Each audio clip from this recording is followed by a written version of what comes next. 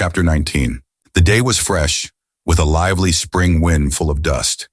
All the old ladies in both families had got out their faded sables and yellowing ermines, and the smell of camphor from the front pews almost smothered the faint spring scent of the lilies banking the altar. Newland Archer, at a signal from the sexton, had come out of the vestry and placed himself with his best man on the chancel step of Grace Church.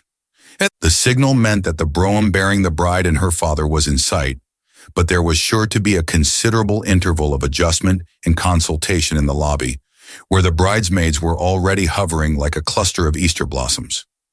During this unavoidable lapse of time, the bridegroom, in proof of his eagerness, was expected to expose himself alone to the gaze of the assembled company, and Archer had gone through this formality as resignedly as through all the others, which made of a 19th century New York wedding a rite that seemed to belong to the dawn of history. Everything was equally easy, or equally painful, as one chose to put it, in the path he was committed to tread, and he had obeyed the flurried injunctions of his best man as piously as other bridegrooms had obeyed his own, in the days when he had guided them through the same labyrinth. So far he was reasonably sure of having fulfilled all his obligations. The bridesmaids' 8 bouquets of white lilac and lilies of the valley had been sent in due time, as well as the gold and sapphire sleeve links of the 8 ushers and the best man's cat's eye scarf pin. Archer had sat up half the night trying to vary the wording of his thanks for the last batch of presents from men friends and ex-lady loves. The fees for the bishop and the rector were safely in the pocket of his best man. His own luggage was already at Mrs. Manson Mingott's, where the wedding breakfast was to take place, and so were the traveling clothes into which he was to change, and a private compartment had been engaged in the train that was to carry the young couple to their unknown destination. Concealment of the spot in which the bridal night was to be spent being one of the most sacred taboos of the prehistoric ritual. "Got the ring all right?" whispered young von der Luyden Newland, who was inexperienced in the duties of a best man and awed by the weight of his responsibility. Archer made the gesture which he had seen so many bridegrooms make. With his ungloved right hand, he felt in the pocket of his dark gray waistcoat and assured himself that the little gold circlet, engraved inside Newland to May, April 187, was in its place. Then resuming his former attitude, his tall hat and pearl gray gloves with black stitchings grasped in his left hand, he stood looking at the door of the church. Overhead, Handel's march swelled pompously through the imitation stone vaulting, carrying on its waves the faded drift of the many weddings, at which, with cheerful indifference, he had stood on the same chancel step, watching other brides float up the nave toward other bridegrooms. How like a first night at the opera, he thought, recognizing all the same faces in the same boxes, no, pews, and wondering if, when the last trump sounded, Mrs. Selfridge Mary would be there, with the same towering ostrich feathers in her bonnet, and Mrs. Beaufort with the same diamond earrings and the same smile, and whether suitable proscenium seats were already prepared for them in another world. After that, there was still time to review, one by one, the familiar countenances in the first rows, the women's sharp with curiosity and excitement, the men's sulky with the obligation of having to put on their frock coats before luncheon, and fight for food at the wedding breakfast. "Too bad the breakfast is at old Catherine's," the bridegroom could fancy Reggie Chivers saying, "but I'm told that Lovell Mingott insisted on its being cooked by his own chef, so it ought to be good if one can only get at it." And he could imagine Sillerton Jackson adding with authority, "My dear fellow, haven't you heard? It's to be served at small tables, in the New English fashion." Archer's eyes lingered a moment on the left-hand pew, where his mother, who had entered the church on Mr. Henry van der Luyden's arm, sat weeping softly under her Chantilly veil, her hands in her grandmother's ermine muff. "Poor Janie," he thought, looking at his sister. "Even by screwing her head around, she can see only the people in the few front pews, and they're mostly dowdy Newlands and Dagonets." On the hither side of the white ribbon, dividing off the seats reserved for the families, he saw Beaufort, tall and red-faced, scrutinizing the women with his arrogant stare. Beside him sat his wife, all silvery chinchilla and violets, and on the far side of the ribbon, Lawrence Lefferts's sleekly brushed head seemed to mount guard over the invisible deity of good form who presided at the ceremony. Archer wondered how many flaws Lefferts's keen eyes would discover in the ritual of his divinity.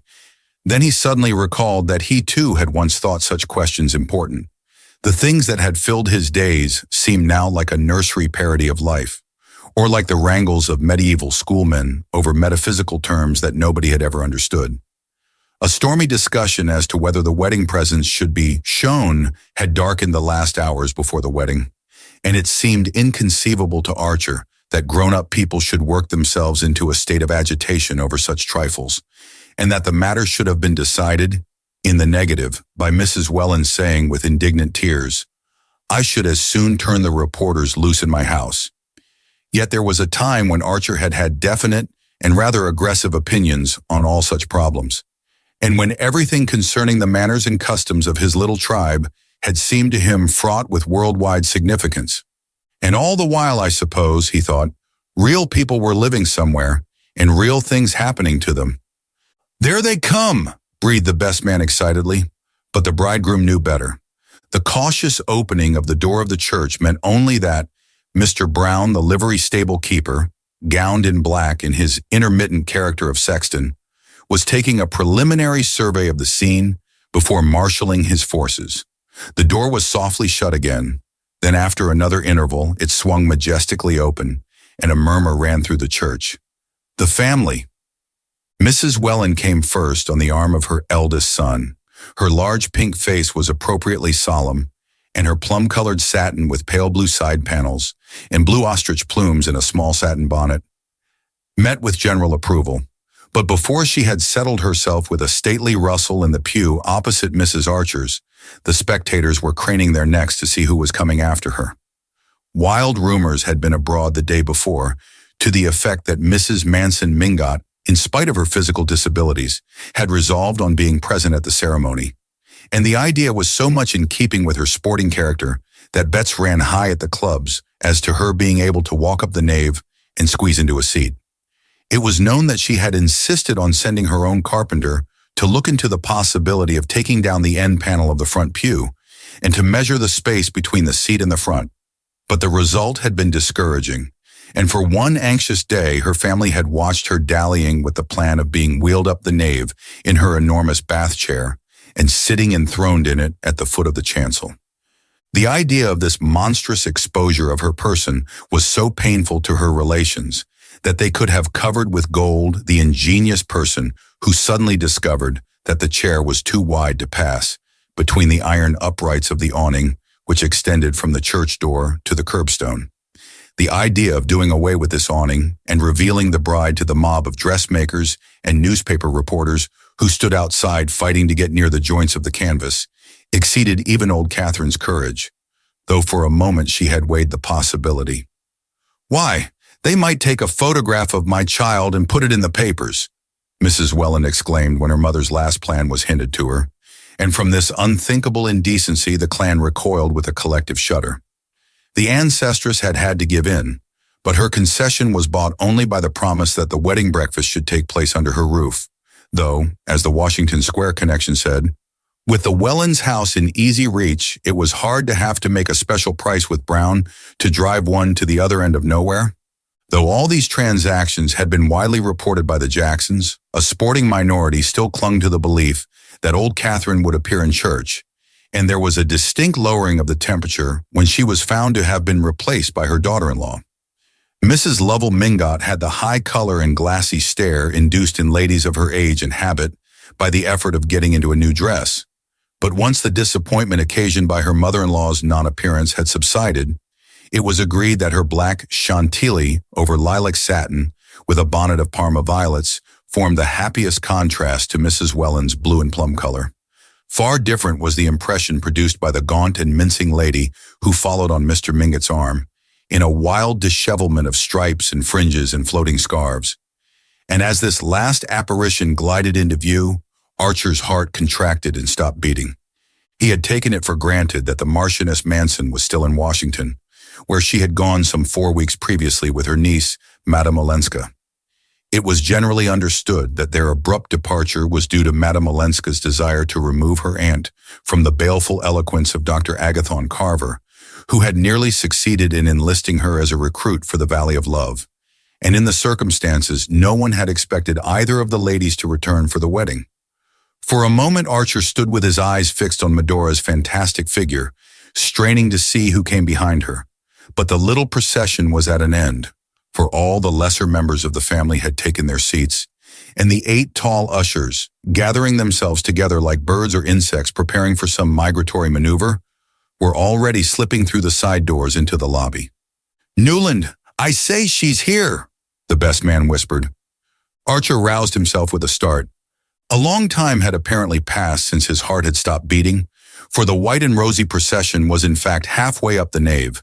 The bishop, the rector, and 2 white-winged assistants were hovering about the flower-banked altar, and the first chords of the Spohr Symphony were strewing their flower-like notes before the bride.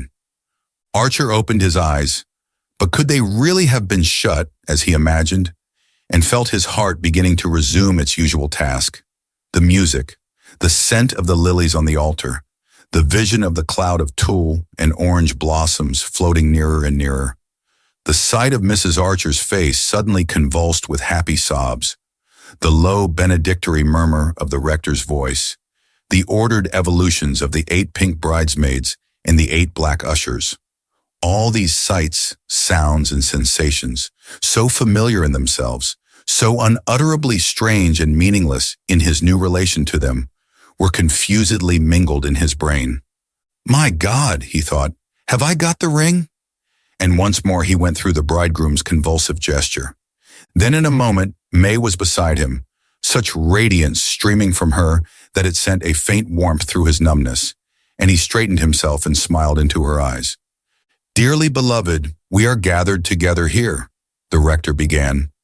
The ring was on her hand, the bishop's benediction had been given, the bridesmaids were poised to resume their place in the procession, and the organ was showing preliminary symptoms of breaking out into the Mendelssohn March, without which no newly wedded couple had ever emerged upon New York.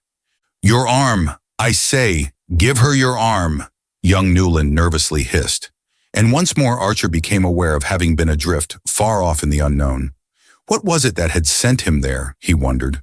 Perhaps the glimpse, among the anonymous spectators in the transept, of a dark coil of hair under a hat which a moment later revealed itself as belonging to an unknown lady with a long nose, so laughably unlike the person whose image she had evoked that he asked himself if he were becoming subject to hallucinations.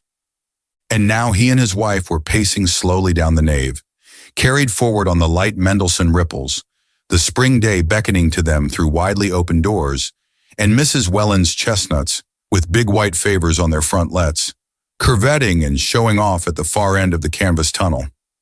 The footman, who had a still bigger white favor on his lapel, wrapped May's white cloak about her, and Archer jumped into the brougham at her side. She turned to him with a triumphant smile and their hands clasped under her veil. "Darling," Archer said, and suddenly the same black abyss yawned before him, and he felt himself sinking into it, deeper and deeper, while his voice rambled on smoothly and cheerfully. "Yes, of course, I thought I'd lost the ring. No wedding would be complete if the poor devil of a bridegroom didn't go through that. But you did keep me waiting, you know. I had time to think of every horror that might possibly happen." She surprised him by turning in full Fifth Avenue and flinging her arms about his neck. "But none ever can happen now, can it, Newland, as long as we 2 are together?"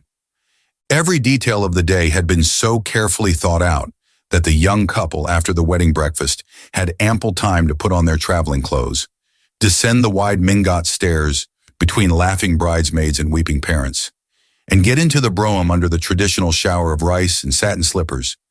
And there was still half an hour left in which to drive to the station, buy the last weeklies at the bookstall, with the air of seasoned travelers, and settle themselves in the reserved compartment in which May's maid had already placed her dove-colored traveling cloak and glaringly new dressing bag from London. The old Dulac aunts at Rhinebeck had put their house at the disposal of the bridal couple, with a readiness inspired by the prospect of spending a week in New York with Mrs. Archer.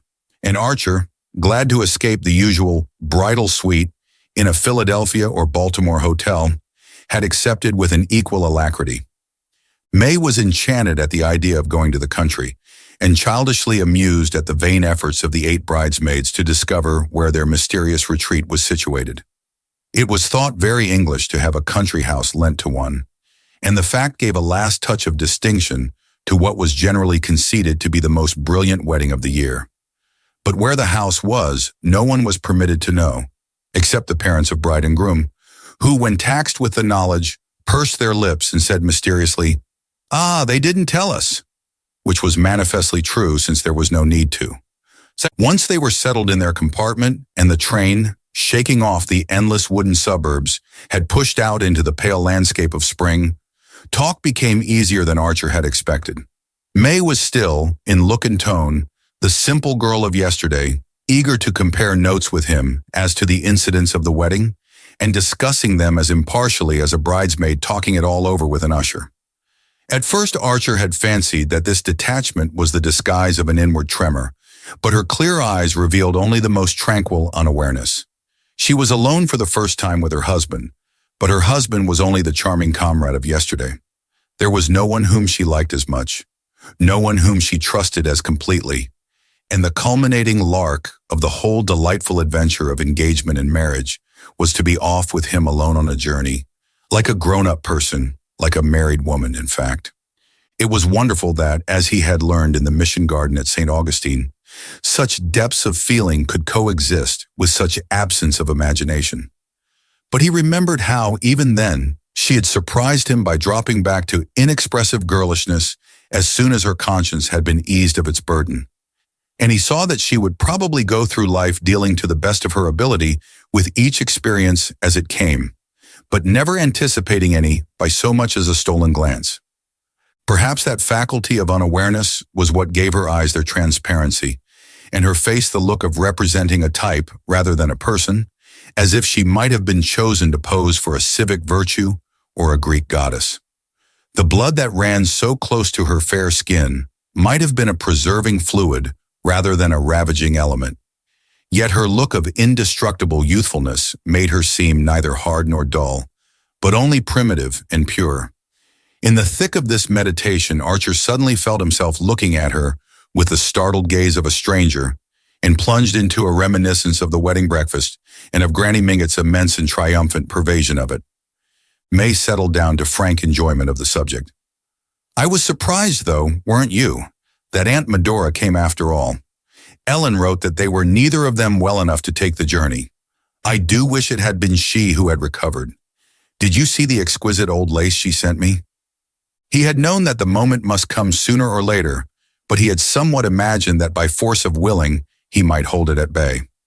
Yes, it was beautiful," he said, looking at her blindly, and wondering if, whenever he heard those 2 syllables, all his carefully built-up world would tumble about him like a house of cards. "Aren't you tired? It will be good to have some tea when we arrive. I'm sure the aunts have got everything beautifully ready," he rattled on, taking her hand in his, and her mind rushed away instantly to the magnificent tea and coffee service of Baltimore silver, which the Beauforts had sent, and which went so perfectly with Uncle Lovell Mingott's trays and side dishes. In the spring twilight, the train stopped at the Rhinebeck station, and they walked along the platform to the waiting carriage. "Ah, how awfully kind of the von der Luydens.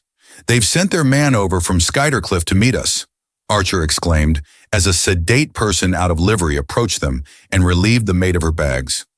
"I'm extremely sorry, sir," said this emissary, "that a little accident has occurred at the Miss Dulacs, a leak in the water tank. It happened yesterday, and Mr. van der Luyden, who heard of it this morning, sent a housemaid up by the early train to get the patroon's house ready. It will be quite comfortable, I think you'll find, sir, and the Miss Dulacs have sent their cook over, so that it will be exactly the same as if you'd been at Rhinebeck."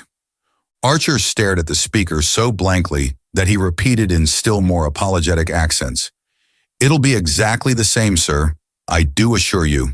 And May's eager voice broke out, covering the embarrassed silence. "The same as Rhinebeck? The patroon's house? But it will be 100,000 times better? Won't it, Newland?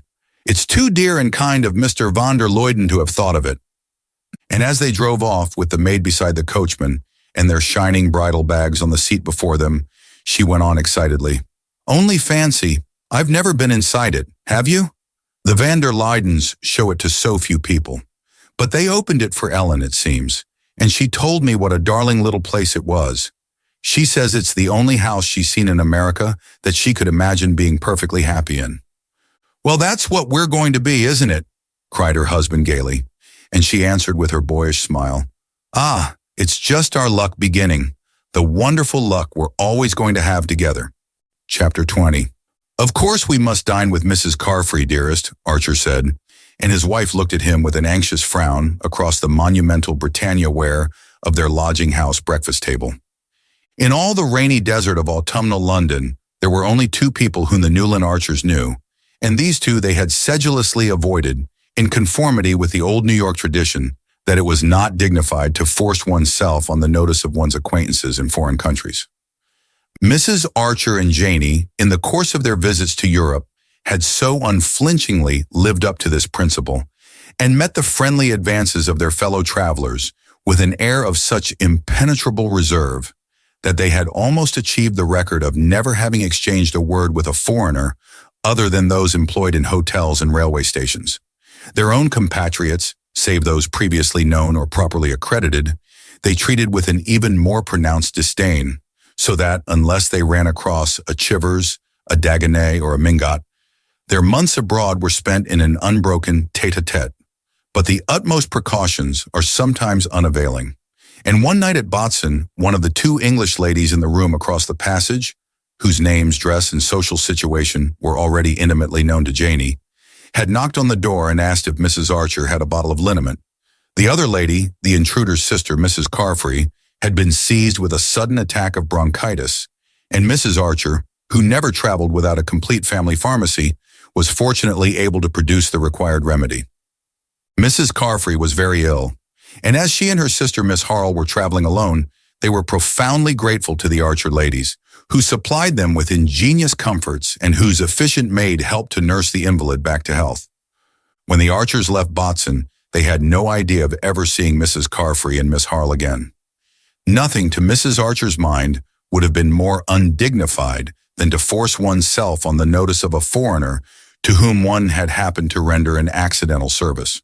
But Mrs. Carfry and her sister, to whom this point of view was unknown and who would have found it utterly incomprehensible, felt themselves linked by an eternal gratitude to the delightful Americans who had been so kind at Botzen. With touching fidelity, they seized every chance of meeting Mrs. Archer and Janie in the course of their continental travels, and displayed a supernatural acuteness in finding out when they were to pass through London on their way to or from the States. The intimacy became indissoluble, and Mrs. Archer and Janie, whenever they alighted at Brown's Hotel, found themselves awaited by two affectionate friends who, like themselves, cultivated ferns in Wardian cases, made macrame lace, read the memoirs of the Baroness Bunsen, and had views about the occupants of the leading London pulpits. As Mrs. Archer said, it made another thing of London to know Mrs. Carfry and Miss Harle, and by the time that Newland became engaged, the tie between the families was so firmly established that it was thought only right to send a wedding invitation to the two English ladies, who sent in return a pretty bouquet of pressed alpine flowers under glass. And on the dock, when Newland and his wife sailed for England, Mrs. Archer's last word had been, "You must take May to see Mrs. Carfry." Newland and his wife had had no idea of obeying this injunction, but Mrs. Carfry, with her usual acuteness, had run them down and sent them an invitation to dine, and it was over this invitation that May Archer was wrinkling her brows across the tea and muffins. "It's all very well for you, Newland. You know them, but I shall feel so shy among a lot of people I've never met. And what shall I wear?" Newland leaned back in his chair and smiled at her. She looked handsomer and more Diana-like than ever. The moist English air seemed to have deepened the bloom of her cheeks and softened the slight hardness of her virginal features. Or else it was simply the inner glow of happiness, shining through like a light under ice. "Where, dearest? I thought a trunk full of things had come from Paris last week." "Yes, of course. I meant to say that I shan't know which to wear." She pouted a little. "I've never dined out in London, and I don't want to be ridiculous." He tried to enter into her perplexity. "But don't English women dress just like everybody else in the evening?" "Newland, How can you ask such funny questions when they go to the theater in old ball dresses and bare heads? Well, perhaps they wear new ball dresses at home, but at any rate, Mrs. Carfry and Miss Harle won't. They'll wear caps like my mother's, and shawls, very soft shawls. Yes, but how will the other women be dressed? Not as well as you, dear, he rejoined, wondering what had suddenly developed in her Janie's morbid interest in clothes. She pushed back her chair with a sigh. That's dear of you, Newland, but it doesn't help me much. He had an inspiration. Why not wear your wedding dress? That can't be wrong, can it? Oh, dearest, if I only had it here. But it's gone to Paris to be made over for next winter, and Worth hasn't sent it back. Oh, well, said Archer, getting up. Look here, the fog's lifting. If we made a dash for the National Gallery, we might manage to catch a glimpse of the pictures. The Newland Archers were on their way home after a 3-month wedding tour, which May, in writing to her girlfriends, vaguely summarized as blissful. They had not gone to the Italian lakes. On reflection, Archer had not been able to picture his wife in that particular setting. Her own inclination, after a month with the Paris dressmakers, was for mountaineering in July and swimming in August. This plan they punctually fulfilled, spending July at Interlaken and Grindelwald, and August at a little place called Etretat on the Normandy coast, which someone had recommended as quaint and quiet. Once or twice in the mountains, Archer had pointed southward and said, "There's Italy," and May, her feet in a gentian bed, had smiled cheerfully and replied, "It would be lovely to go there next winter, if only you didn't have to be in New York." But in reality, traveling interested her even less than he had expected. She regarded it, once her clothes were ordered, as merely an enlarged opportunity for walking, riding, swimming, and trying her hand at the fascinating new game of lawn tennis. And when they finally got back to London, where they were to spend a fortnight while he ordered his clothes, she no longer concealed the eagerness with which she looked forward to sailing. In London, nothing interested her but the theaters and the shops, and she found the theaters less exciting than the Paris Café Chantant, where, under the blossoming horse chestnuts of the Champs-Élysées, she had had the novel experience of looking down from the restaurant terrace on an audience of cocottes and having her husband interpret to her as much of the songs as he thought suitable for bridal ears. Archer had reverted to all his old inherited ideas about marriage. It was less trouble to conform with the tradition and treat May exactly as all his friends treated their wives than to try to put into practice the theories with which his untrammeled bachelorhood had dallied. There was no use in trying to emancipate a wife who had not the dimmest notion that she was not free, and he had long since discovered that May's only use of the liberty she supposed herself to possess would be to lay it on the altar of her wifely adoration. Her innate dignity would always keep her from making the gift abjectly, and a day might even come, as it once had, when she would find strength to take it altogether back if she thought she were doing it for his own good. But with a conception of marriage so uncomplicated and incurious as hers, such a crisis could be brought about only by something visibly outrageous in his own conduct, and the fineness of her feeling for him made that unthinkable. Whatever happened, he knew she would always be loyal, gallant, and unresentful, and that pledged him to the practice of the same virtues. All this tended to draw him back into his old habits of mind. If her simplicity had been the simplicity of pettiness, he would have chafed and rebelled. But since the lines of her character, though so few, were on the same fine mold as her face, she became the tutelary divinity of all his old traditions and reverences. Such qualities were scarcely of the kind to enliven foreign travel, though they made her so easy and pleasant a companion.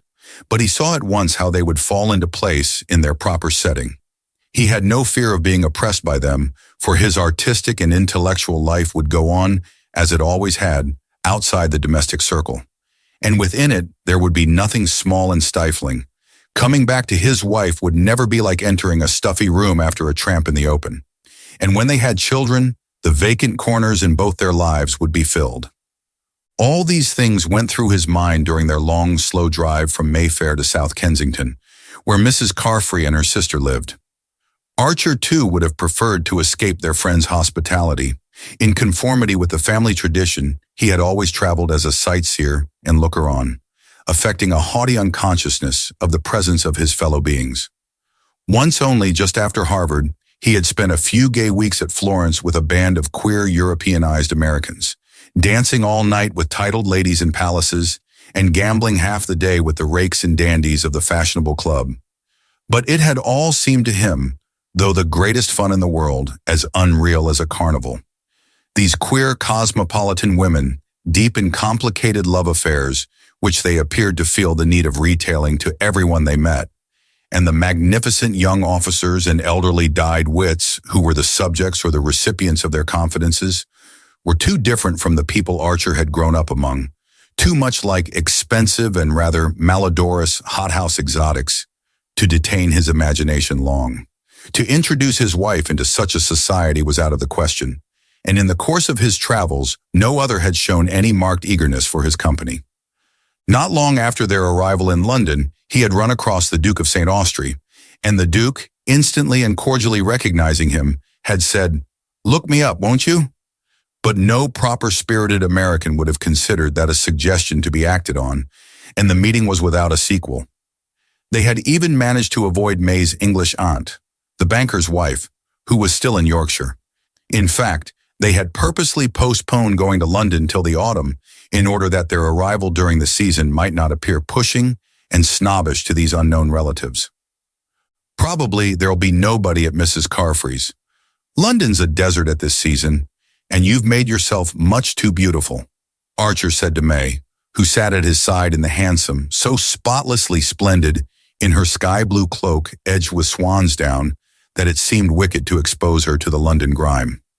"I don't want them to think that we dress like savages," she replied with a scorn that Pocahontas might have resented, and he was struck again by the religious reverence of even the most unworldly American women for the social advantages of dress. It's their armor, he thought, their defense against the unknown, and their defiance of it, and he understood for the first time the earnestness with which May, who was incapable of tying a ribbon in her hair to charm him, had gone through the solemn rite of selecting and ordering her extensive wardrobe. He had been right in expecting the party at Mrs. Carfry's to be a small one. Besides their hostess and her sister, they found in the long, chilly drawing room only another shawled lady, a genial vicar who was her husband, a silent lad whom Mrs. Carfry named as her nephew, and a small, dark gentleman with lively eyes whom she introduced as his tutor, pronouncing a French name as she did so.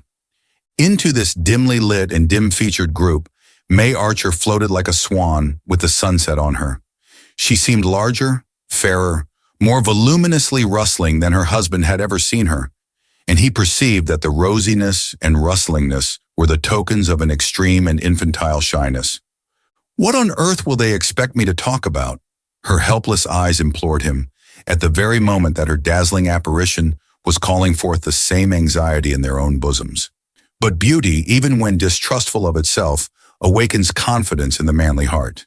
And the vicar and the French-named tutor were soon manifesting to May their desire to put her at her ease. In spite of their best efforts, however, the dinner was a languishing affair. Archer noticed that his wife's way of showing herself at her ease with foreigners was to become more uncompromisingly local in her references, so that, though her loveliness was an encouragement to admiration, her conversation was a chill to repartee. The vicar soon abandoned the struggle, but the tutor, who spoke the most fluent and accomplished English, gallantly continued to pour it out to her until the ladies, to the manifest relief of all concerned, went up to the drawing room. The vicar, after a glass of port, was obliged to hurry away to a meeting, and the shy nephew, who appeared to be an invalid, was packed off to bed. But Archer and the tutor continued to sit over their wine, and suddenly Archer found himself talking, as he had not done since his last symposium, with Ned Winsett. The Carfry nephew, it turned out, had been threatened with consumption, and had had to leave Harrow for Switzerland, where he had spent 2 years in the milder air of Lake Leman. Being a bookish youth, he had been entrusted to Monsieur Riviere, who had brought him back to England, and was to remain with him till he went up to Oxford the following spring. And Monsieur Riviere added with simplicity that he should then have to look out for another job. It seemed impossible, Archer thought, that he should be long without one. So varied were his interests and so many his gifts. He was a man of about 30, with a thin, ugly face. May would certainly have called him common-looking, to which the play of his ideas gave an intense expressiveness. But there was nothing frivolous or cheap in his animation. His father, who had died young, had filled a small diplomatic post, and it had been intended that the son should follow the same career. But an insatiable taste for letters had thrown the young man into journalism, then into authorship, apparently unsuccessful, and at length, after other experiments and vicissitudes which he spared his listener, into tutoring English youths in Switzerland. Before that, however, he had lived much in Paris, frequented the Goncourt Grenier, been advised by Maupassant not to attempt to write, even that seemed to Archer a dazzling honor, and had often talked with Mérimée in his mother's house. He had obviously always been desperately poor and anxious, having a mother and an unmarried sister to provide for, and it was apparent that his literary ambitions had failed. His situation, in fact, seemed, materially speaking, no more brilliant than Ned Winsett's, but he had lived in a world in which, as he said, no one who loved ideas need hunger mentally. As it was precisely of that love that poor Winsett was starving to death, Archer looked with a sort of vicarious envy at this eager, impecunious young man who had fared so richly in his poverty. You see, monsieur, it's worth everything, isn't it, to keep one's intellectual liberty, not to enslave one's powers of appreciation, one's critical independence? It was because of that I abandoned journalism and took to so much duller work, tutoring and private secretaryship. There is a good deal of drudgery, of course, but one preserves one's moral freedom, what we call in French one's quant à soi. And when one hears good talk, one can join in it without compromising any opinions but one's own. Or one can listen and answer it inwardly. Ah, good conversation. There's nothing like it, is there? The air of ideas is the only air worth breathing, and so I have never regretted giving up either diplomacy or journalism, two different forms of the same self-abdication. He fixed his vivid eyes on Archer as he lit another cigarette. Voyez-vous, monsieur, to be able to look life in the face. That's worth living in a garret for, isn't it? But after all, one must earn enough to pay for the garret. And I confess that to grow old as a private tutor, or a private anything, is almost as chilling to the imagination as a second secretaryship at Bucharest. Sometimes I feel I must make a plunge, an immense plunge. Do you suppose, for instance, there would be any opening for me in America, in New York? Archer looked at him with startled eyes. New York, for a young man who had frequented the Goncourts and Flaubert, and who thought the life of ideas the only one worth living. He continued to stare at Riviere perplexedly, wondering how to tell him that his very superiorities and advantages would be the surest hindrance to success. New York, New York, but must it be especially New York? He stammered, utterly unable to imagine what lucrative opening his native city could offer to a young man to whom good conversation appeared to be the only necessity. A sudden flush rose under Monsieur Riviere's sallow skin. I thought at your metropolis. Is not the intellectual life more active there? He rejoined. Then, as if fearing to give his hearer the impression of having asked a favor, he went on hastily. One throws out random suggestions, more to oneself than to others. In reality, I see no immediate prospect. And rising from his seat, he added, without a trace of constraint, but Mrs. Carfry will think that I ought to be taking you upstairs. During the homeward drive, Archer pondered deeply on this episode. His hour with Monsieur Riviere had put new air into his lungs, and his first impulse had been to invite him to dine the next day. But he was beginning to understand why married men did not always immediately yield to their first impulses. That young tutor is an interesting fellow. We had some awfully good talk after dinner about books and things, he threw out tentatively in the hansom. May roused herself from one of the dreamy silences into which he had read so many meanings before 6 months of marriage had given him the key to them. The little Frenchman, wasn't he dreadfully common? She questioned coldly, and he guessed that she nursed a secret disappointment at having been invited out in London to meet a clergyman and a French tutor. The disappointment was not occasioned by the sentiment ordinarily defined as snobbishness, but by old New York's sense of what was due to it when it risked its dignity in foreign lands. If May's parents had entertained the Carfrys in Fifth Avenue, they would have offered them something more substantial than a parson and a schoolmaster. But Archer was on edge and took her up. Common where? He queried, and she returned with unusual readiness. Why, I should say anywhere but in his schoolroom. Those people are always awkward in society. But then, she added disarmingly, I suppose I shouldn't have known if he was clever. Archer disliked her use of the word clever almost as much as her use of the word common, but he was beginning to fear his tendency to dwell on the things he disliked in her. After all, her point of view had always been the same. It was that of all the people he had grown up among, and he had always regarded it as necessary but negligible. Until a few months ago, he had never known a nice woman who looked at life differently, and if a man married, it must necessarily be among the nice. Ah, then I won't ask him to dine, he concluded with a laugh, and May echoed, bewildered. Goodness, ask the Carfry's tutor? Well, not on the same day with the Carfry's if you prefer I shouldn't, but I did rather want another talk with him. He's looking for a job in New York. Her surprise increased with her indifference. He almost fancied that she suspected him of being tainted with foreignness. A job in New York? What sort of a job? People don't have French tutors. What does he want to do? Chiefly to enjoy good conversation, I understand, her husband retorted perversely, and she broke into an appreciative laugh. Oh, Newland, how funny. Isn't that French? On the whole, he was glad to have the matter settled for him by her refusing to take seriously his wish to invite Riviere.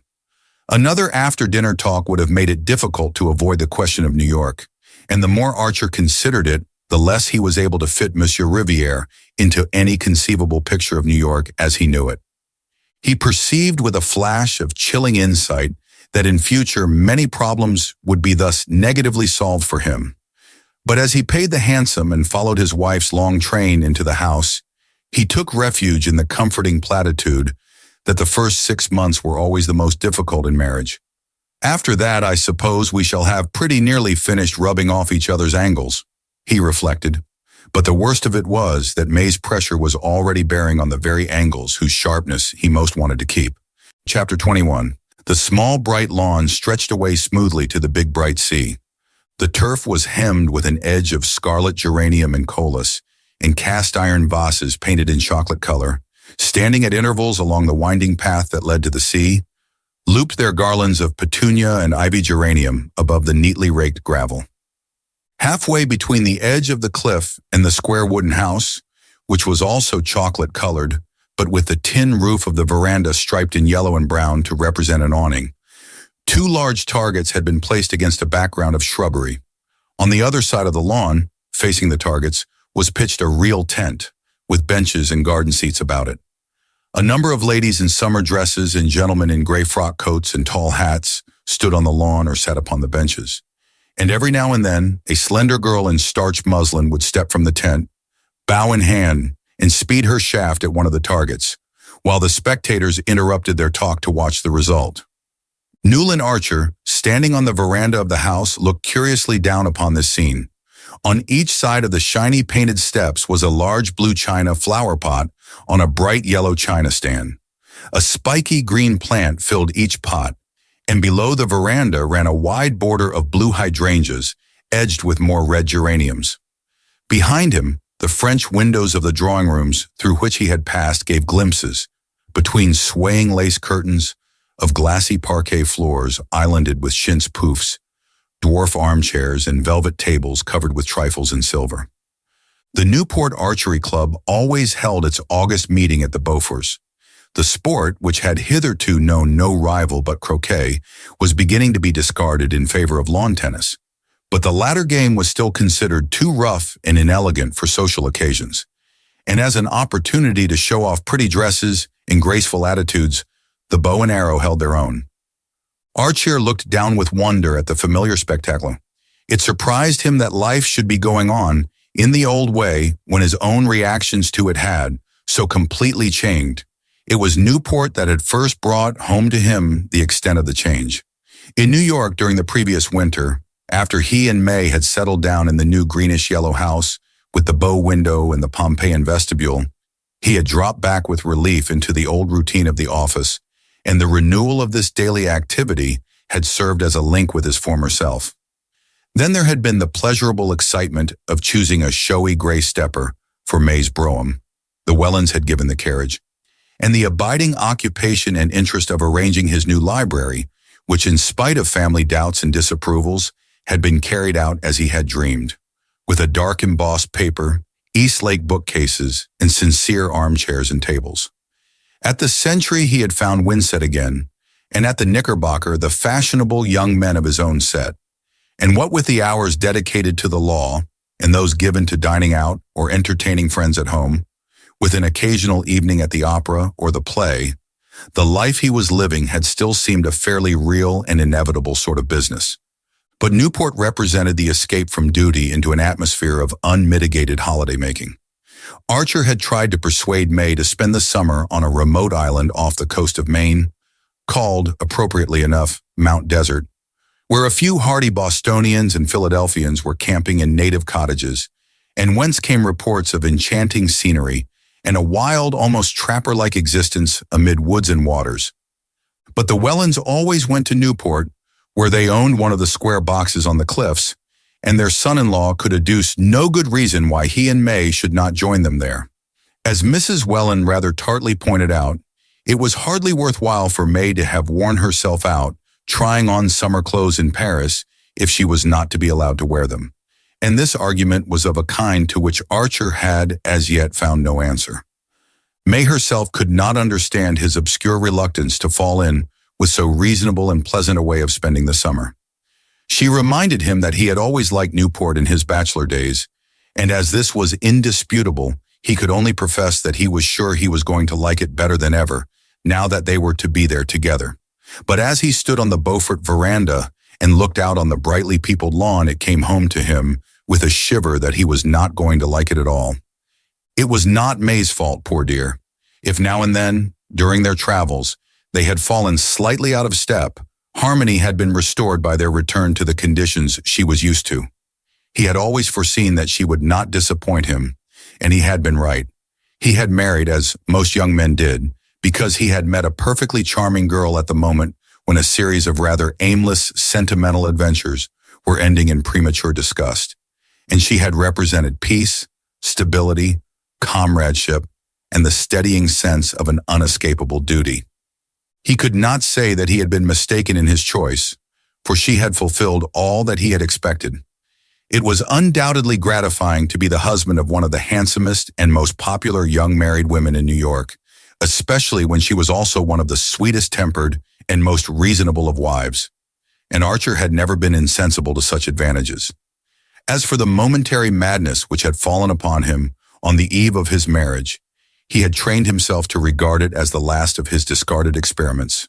The idea that he could ever, in his senses, have dreamed of marrying the Countess Olenska had become almost unthinkable, and she remained in his memory simply as the most plaintive and poignant of a line of ghosts.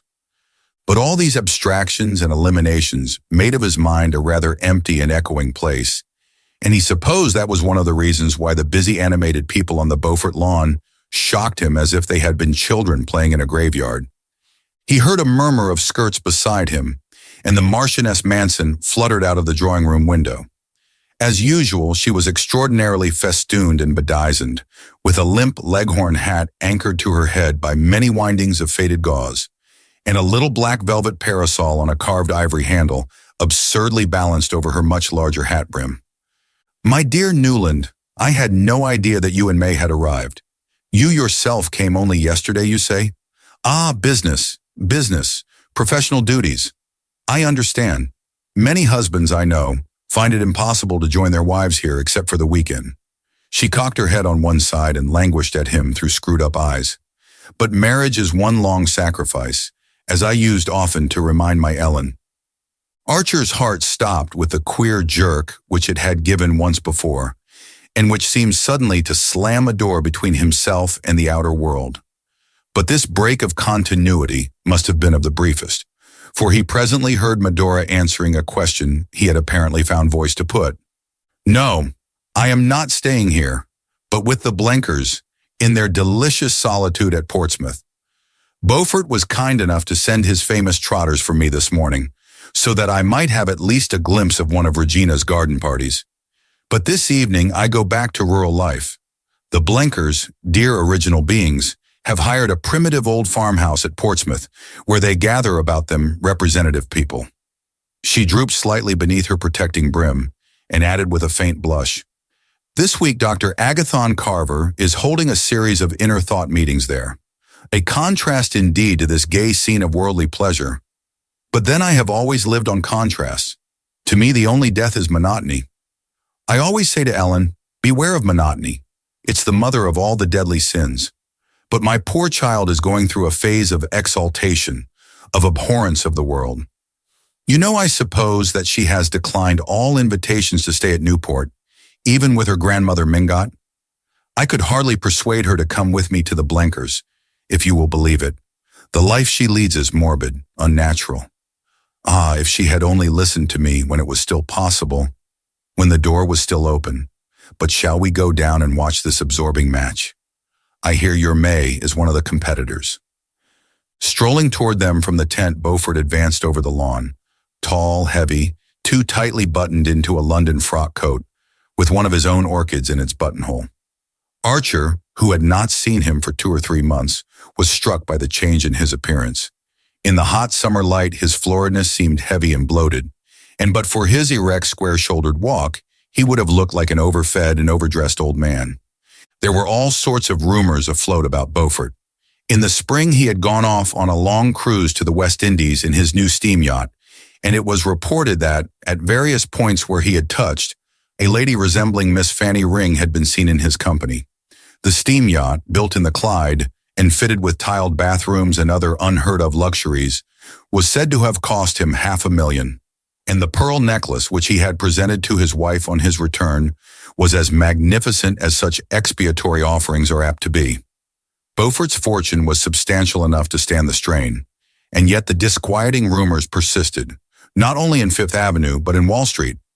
Some people said he had speculated unfortunately in railways, others that he was being bled by one of the most insatiable members of her profession. And to every report of threatened insolvency, Beaufort replied by a fresh extravagance: the building of a new row of orchid houses, the purchase of a new string of racehorses, or the addition of a new Meissonier or Cabanel to his picture gallery. He advanced toward the Marchioness and Newland with his usual half-sneering smile. "Hello, Medora. Did the trotters do their business? 40 minutes, eh? Well, that's not so bad, considering your nerves had to be spared."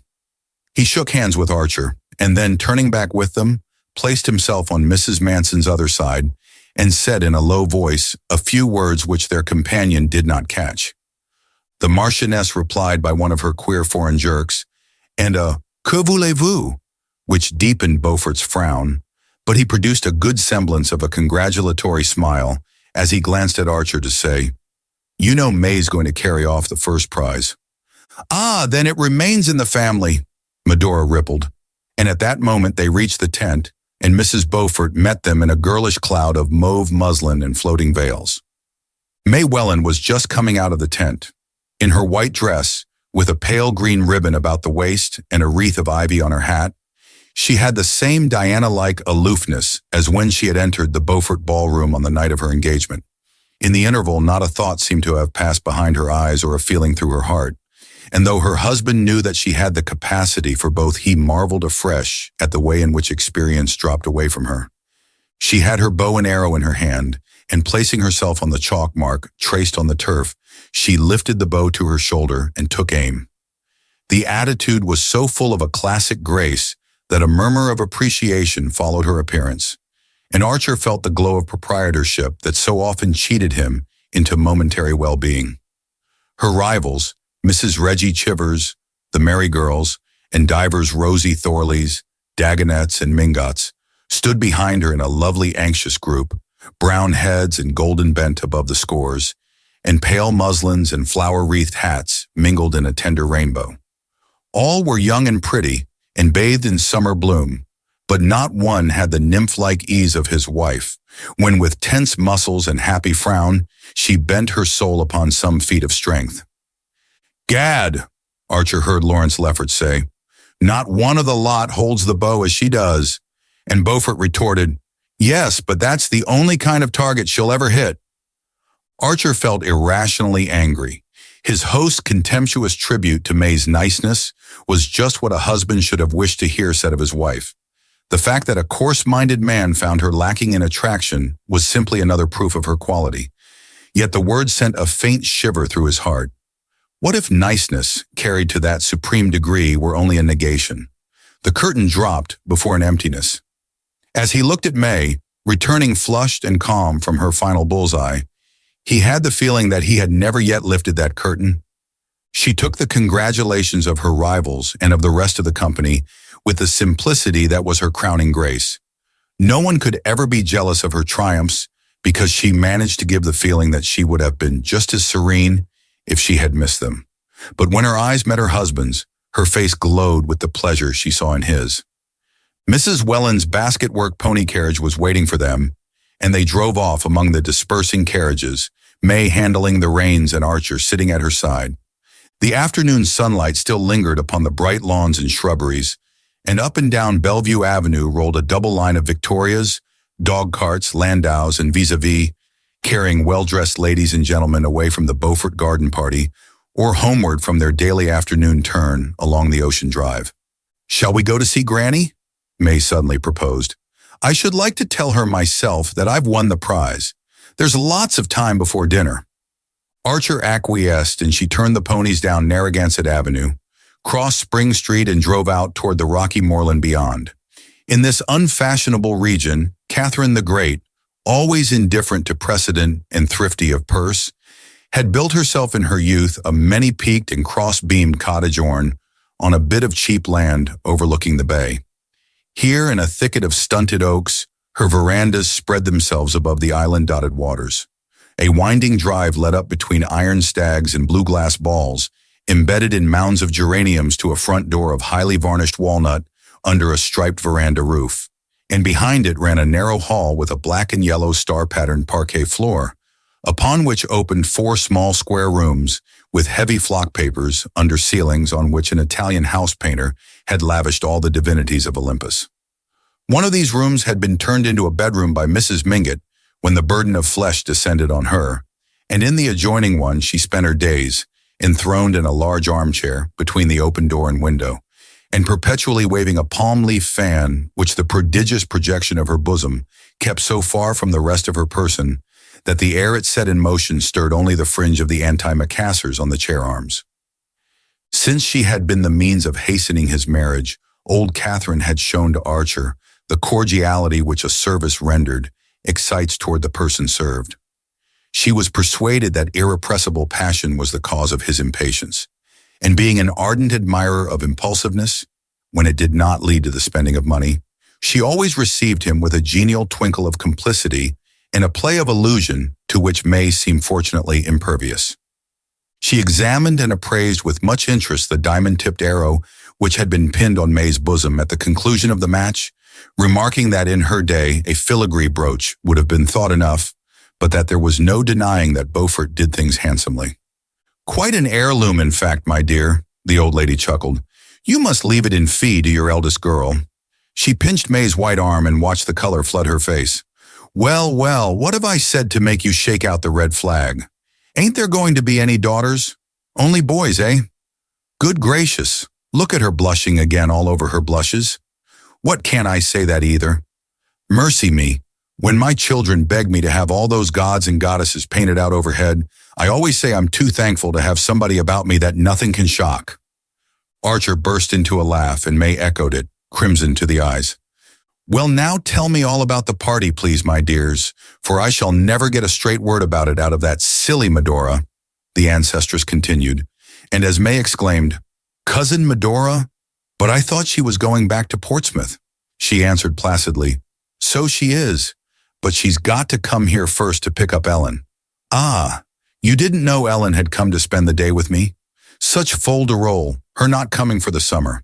But I gave up arguing with young people about 50 years ago." "Ellen, Ellen!" she cried in her shrill old voice, trying to bend forward far enough to catch a glimpse of the lawn beyond the veranda. There was no answer, and Mrs. Mingott rapped impatiently with her stick on the shiny floor. A mulatto maidservant in a bright turban, replying to the summons, informed her mistress that she had seen Miss Ellen going down the path to the shore, and Mrs. Mingott turned to Archer. "Run down and fetch her, like a good grandson. This pretty lady will describe the party to me," she said, and Archer stood up as if in a dream. He had heard the Countess Olenska's name pronounced often enough during the year and a half since they had last met, and was even familiar with the main incidents of her life in the interval. He knew that she had spent the previous summer at Newport, where she appeared to have gone a great deal into society, but that in the autumn she had suddenly sublet the perfect house which Beaufort had been at such pains to find for her, and decided to establish herself in Washington. There during the winter, he had heard of her, as one always heard of pretty women in Washington, as shining in the brilliant diplomatic society that was supposed to make up for the social shortcomings of the administration. He had listened to these accounts and to various contradictory reports on her appearance, her conversation, her point of view, and her choice of friends, with the detachment with which one listens to reminiscences of someone long since dead. Not till Medora suddenly spoke her name at the archery match had Ellen Olenska become a living presence to him again. The Marchioness's foolish lisp had called up a vision of the little fire-lit drawing room and the sound of the carriage wheels returning down the deserted street. He thought of a story he had read, of some peasant children in Tuscany lighting a bunch of straw in a wayside cavern, and revealing old silent images in their painted tomb. The way to the shore descended from the bank on which the house was perched to a walk above the water planted with weeping willows. Through their veil, Archer caught the glint of the lime rock, with its whitewashed turret and the tiny house in which the heroic lighthouse keeper, Ida Lewis, was living her last venerable years. Beyond it lay the flat reaches and ugly government chimneys of Goat Island, the bay spreading northward in a shimmer of gold to Prudence Island with its low growth of oaks, and the shores of Connecticut faint in the sunset haze. From the Willow Walk projected a slight wooden pier, ending in a sort of pagoda-like summer house, and in the pagoda a lady stood, leaning against the rail, her back to the shore. Archer stopped at the sight as if he had waked from sleep. That vision of the past was a dream, and the reality was what awaited him in the house on the bank overhead. Was Mrs. Welland's pony carriage circling around and around the oval at the door? Was May sitting under the shameless Olympians and glowing with secret hopes? Was the Welland villa at the far end of Bellevue Avenue? And Mr. Welland, already dressed for dinner and pacing the drawing-room floor, watch in hand, with dyspeptic impatience, for it was one of the houses in which one always knew exactly what is happening at a given hour. What am I? A son-in-law, Archer thought. The figure at the end of the pier had not moved. For a long moment the young man stood halfway down the bank, gazing at the bay furrowed with the coming and going of sailboats, yacht launches, fishing craft, and the trailing black coal barges hauled by noisy tugs. The lady in the summer house seemed to be held by the same sight. Beyond the gray bastions of Fort Adams, a long-drawn sunset was splintering up into 1,000 fires, and the radiance caught the sail of a catboat as it beat out through the channel between the lime rock and the shore. Archer, as he watched, remembered the scene in the Chagrin, and Montague lifting Ada Dias's ribbon to his lips without her knowing that he was in the room. She doesn't know. She hasn't guessed. Shouldn't I know if she came up behind me, I wonder? He mused. And suddenly he said to himself, if she doesn't turn before that sail crosses the lime rock light, I'll go back. The boat was gliding out on the receding tide. It slid before the lime rock, blotted out Ida Lewis's little house, and passed across the turret in which the light was hung. Archer waited till a wide space of water sparkled between the last reef of the island and the stern of the boat, but still the figure in the summer house did not move. He turned and walked up the hill. I'm sorry you didn't find Ellen. I should have liked to see her again, May said as they drove home through the dusk, but perhaps she wouldn't have cared. She seemed so changed. Changed, echoed her husband in a colorless voice, his eyes fixed on the pony's twitching ears. So indifferent to her friends, I mean, giving up New York and her house and spending her time with such queer people. Fancy how hideously uncomfortable she must be at the Blenkers. She says she does it to keep Cousin Medora out of mischief, to prevent her marrying dreadful people. But I sometimes think we've always bored her. Archer made no answer, and she continued with a tinge of hardness that he had never before noticed in her frank, fresh voice. After all, I wonder if she wouldn't be happier with her husband. He burst into a laugh. Sancta simplicitas, he exclaimed, and as she turned a puzzled frown on him, he added, I don't think I ever heard you say a cruel thing before. Cruel? Well, watching the contortions of the damned is supposed to be a favorite sport of the angels, but I believe even they don't think people happier in hell. It's a pity she ever married abroad then, said May, in the placid tone with which her mother met Mr. Welland's vagaries, and Archer felt himself gently relegated to the category of unreasonable husbands. They drove down Bellevue Avenue and turned in between the chamfered wooden gateposts surmounted by cast-iron lamps which marked the approach to the Welland villa. Lights were already shining through its windows, and Archer, as the carriage stopped, caught a glimpse of his father-in-law, exactly as he had pictured him, pacing the drawing room, watch in hand, and wearing the pained expression that he had long since found to be much more efficacious than anger. The young man, as he followed his wife into the hall, was conscious of a curious reversal of mood. There was something about the luxury of the Welland house and the density of the Welland atmosphere, so charged with minute observances and exactions, that always stole into his system like a narcotic. The heavy carpets, the watchful servants, the perpetually reminding tick of disciplined clocks, the perpetually renewed stack of cards and invitations on the hall table, the whole chain of tyrannical trifles binding one hour to the next, and each member of the household to all the others, made any less systematized and affluent existence seem unreal and precarious. But now it was the Welland house, and the life he was expected to lead in it, that had become unreal and irrelevant. And the brief scene on the shore, when he had stood irresolute, halfway down the bank, was as close to him as the blood in his veins. All night he lay awake in the big chintz bedroom at May's side, watching the moonlight slant along the carpet, and thinking of Ellen Olenska driving home across the gleaming beaches behind Beaufort's trotters,